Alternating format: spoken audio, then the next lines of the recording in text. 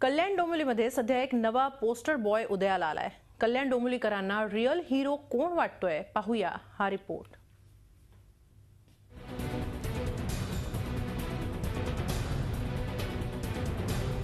प्रशासन नावाची गोष्ट अस्तित्वात आहे आणि ती जनतेसाठी कामही करू शकते याचा कल्याण डोंबिवलीकरांना विसर पडला होता। मात्र मागच्या 4 महिन्यांच्या कालावधीत आयुक्त आर रवींद्रन यांनी कामाची चुणूक दाखवत आणि शिस्तीचा दरारा राखत अनेक कामं पूर्ण केली। त्यामुळे त्यांचं अभिनंदन करणारी पोस्टर्स रस्त्यावर लागायला लागली आहेत। कल्याण आज म्हणजे बरीच वर्ष भकास आहे। रवींद्रन सारखी माणसं आली पाहिजेत आणि संपूर्ण कल्याण सुधारलं पाहिजे। बहुत अच्छा काम कर रहे हैं, उसके लिए पब्लिक का सपोर्ट मिलना चाहिए और जो मिल रहा है बहुत अच्छा काम है। असे ठोस पुरावे करून हे सगळी कामं करायला पाहिजे। ऑनऑर्डरचा भरभराट सगळीकडे चालू आहे, असं नाही की कल्याणमध्ये आहे, बरेच ठिकाणी ते सगळं करायला पाहिजे।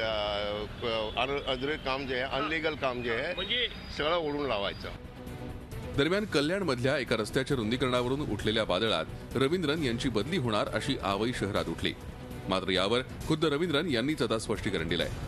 बदली नाहीच, उलट येत्या काळात अजून 24 रस्त्यांची कामं मार्गी लावणार असल्याचं रवींद्रन यांनी स्पष्ट केलंय।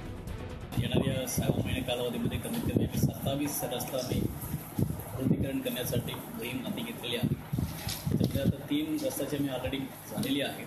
त्याच्यामध्ये कोणाला नुकसान होऊ शकतं किंवा कोणाला त्रास होऊ शकतो, पण त्याच्यासाठी मी पहिल्यांदा त्या लोकांना मी विनंती करतो, KDMC मार्फत काहीतरी नुकसान झाले असेल, KDMC त्याच्याची जबाबदार राहील आणि त्यांचे पुनर्वसन करण्याची जबाबदार KDMCनी हाती घेतली। एखादा अधिकारी शहर स्मार्ट करण्यासाठी झटत असेल तर नक्कीच शहरवासियांना तो आपलासा वाटू लागतो।